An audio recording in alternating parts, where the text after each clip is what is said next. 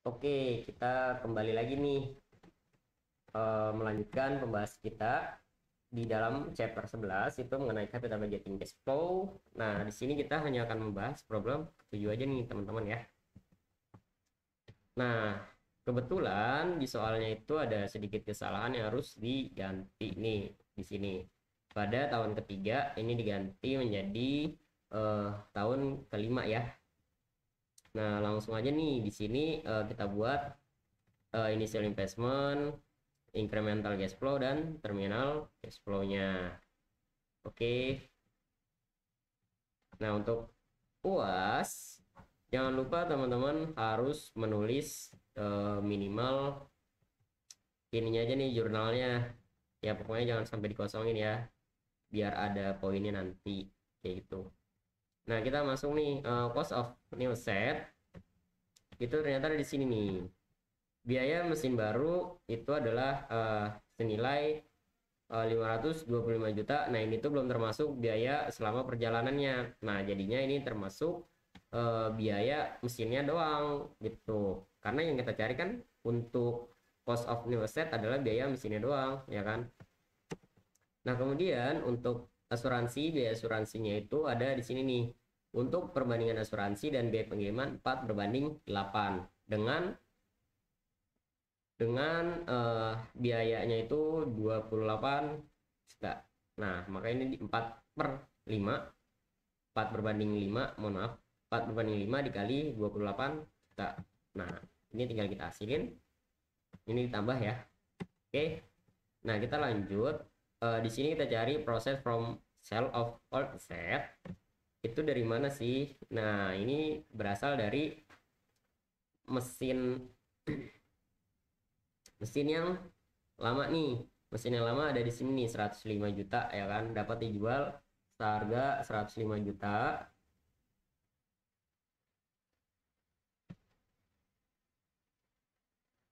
ya kan. Nah, kita cari dulu nih untuk biaya-biayanya. Nah, di sini itu kita kurang-kurangin dulu nih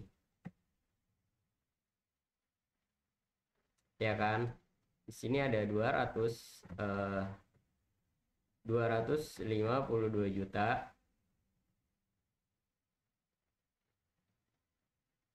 itu dari mesin lama perusahaan yang dibeli 2 tahun lalu dengan harganya 252 juta.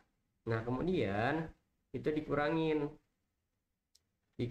biaya FAB shipping point, kemudian dia dikurangin lagi sama biaya asuransi selama perjalanan.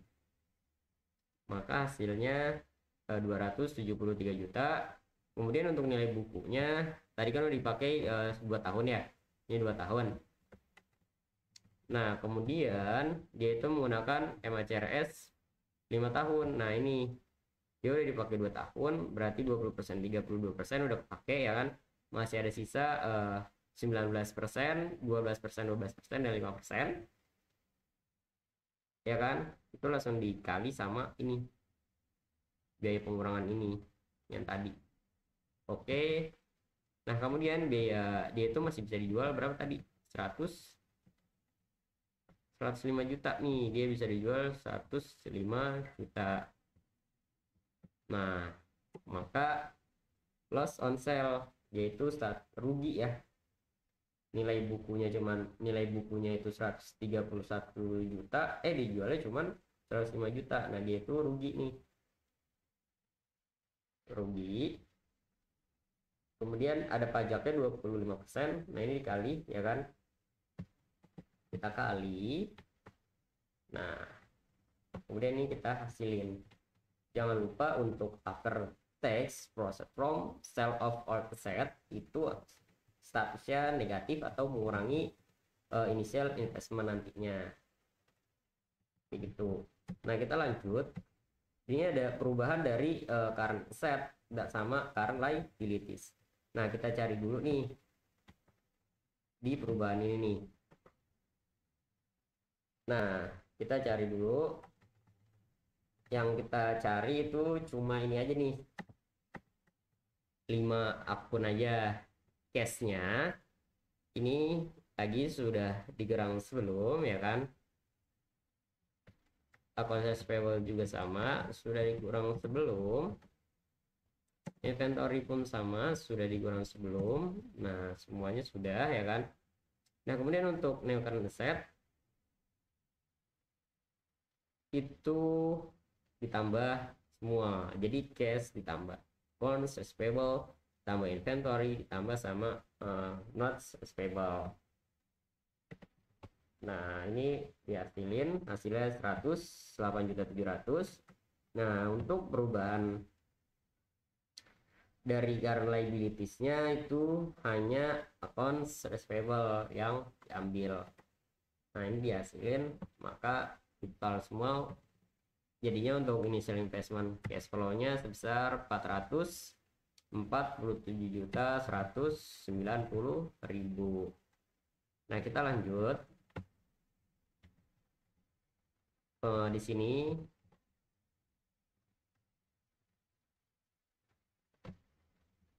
Di sini untuk mesin lama itu mesin lama 4/5 dari mesin baru. Berarti kalau ini 500, ya kan, untuk kasih produksinya 500, ini 4/5. Nah, 4/5 kali 50.000, mohon maaf. Nah, jadi 40.000.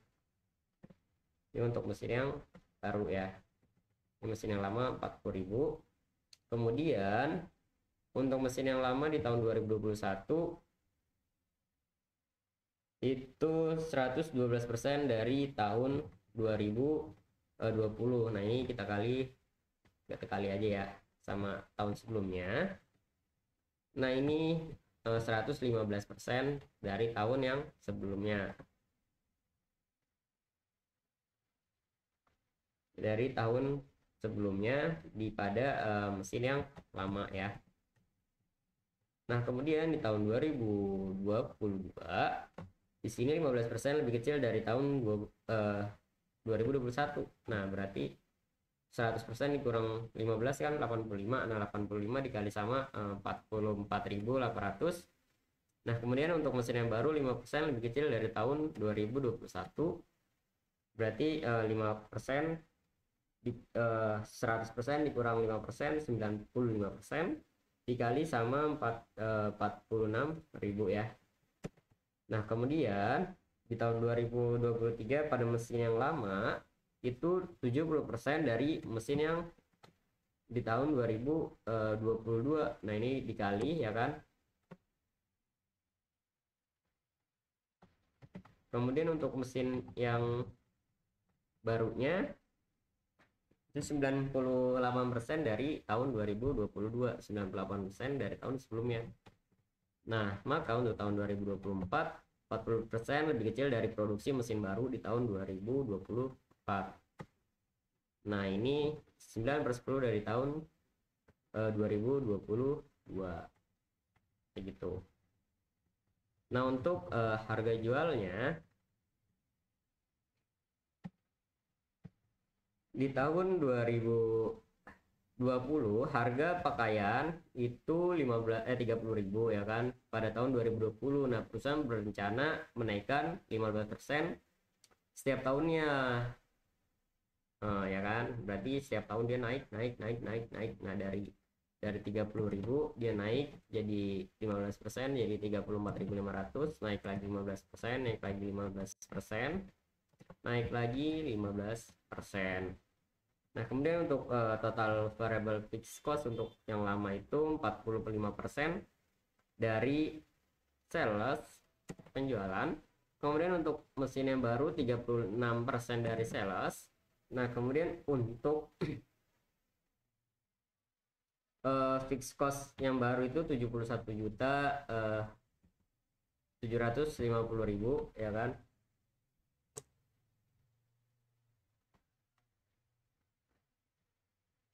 Nah, ini lanjut, ini dari sini nih naik menjadi 110.450. Nah, kita masuk ke sini, ya kan.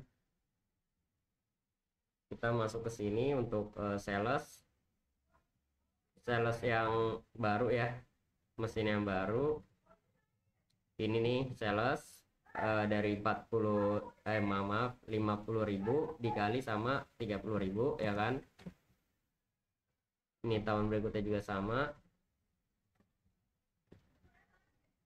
semua ya. Nah terus untuk total variable cost itu untuk mesin yang baru 36% dari salesnya. Nah ini semua dikali semua, ini 0 ya kan, karena udah nggak ada 2025, cuma dia masih ada depresiasi nantinya. Nah untuk fixed costnya 110 juta ya kan semuanya. Kemudian ini dihasilin semua, hasilnya 0. Nah di sini ada depresiasinya itu 20%. Ini 32%. Ini dari earning before depresiasi tax ya kan. Ini dikali aja. Ini juga sama pakai metode MACRS ya. Ini juga sama, ini juga sama, ini juga sama. Nah kemudian ini kita hasilin aja.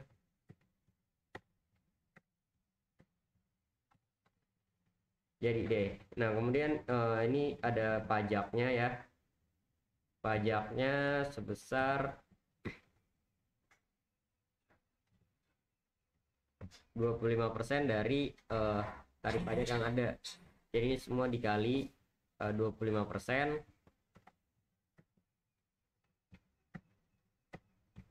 Nah ini tinggal dihasilin semua.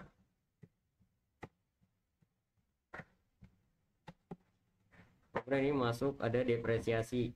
Nah balik lagi, depresiasi itu statusnya mengurangi pajak, tapi pada cash flow dia itu akan menambah cash flow, jadi ditambah semua.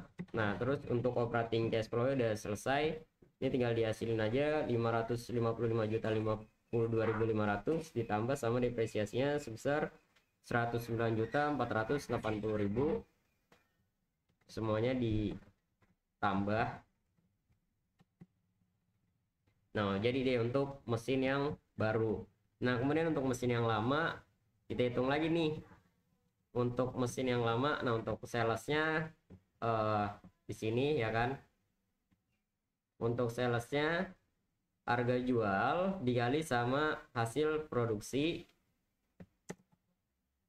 ini dikali, ini semua dikali ya. Oke, terus untuk variable cost tadi 45% dari penjualan, nah ini dikali semua. Nah untuk total variable cost dia mengurangi dari EBDT nanti. Nah terus untuk fixed costnya tadi 71.500 ya kan. Oke ini semua sama, ini semuanya sama.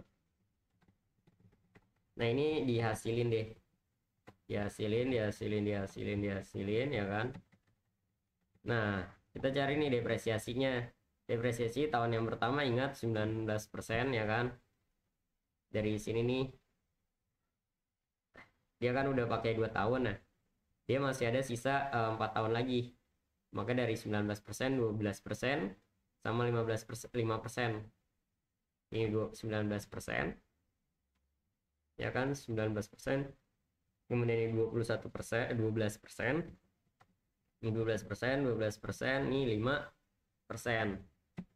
Tapi ini kan udah minus ya, ini 5%, nah ini 0, jadi ini udah nggak ada. Nah ini dihasilin aja.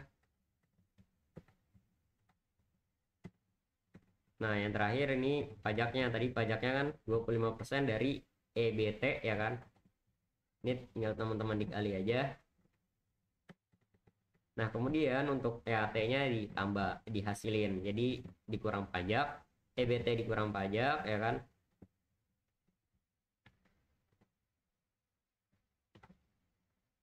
Terus depresiasinya ini dari yang ini nih, kita pindah karena sekali lagi depresiasi itu statusnya mengurangi pajak tapi menambah daripada cash flow, ya kan. Nah, jadi deh untuk operating cash flow pada mesin yang lama. Oke, nah kita cari nih incremental cash flow-nya. Ini dari mesin yang baru dikurang mesin yang lama nih, dari ini kurang ini dikurang ini dikurang ini, sama seterusnya ya. Nah, jadi kan ini langsung aja. Oke, mesin yang lama 2020 ya kan, mesin yang baru dikurang yang lama di tahun yang sama sampai seterusnya kayak gitu. Nah, terakhir kita membahas terminal cash flow-nya. Terminal cash flow-nya ya kan.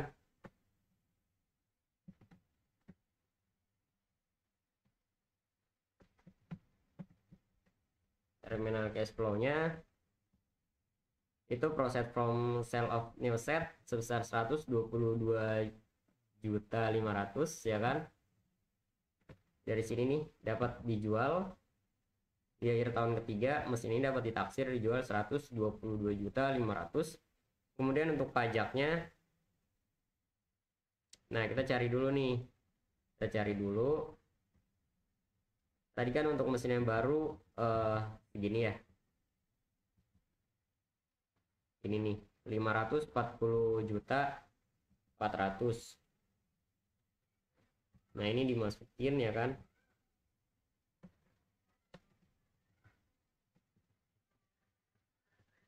ini dimasukin ya kan. Nah terus ini dikali 5% ya kan. Nah kemudian dia bisa dijual tadi 100 ini 22.500.000. Nah maka hasilnya gain on sale, berarti dia mengalami keuntungan.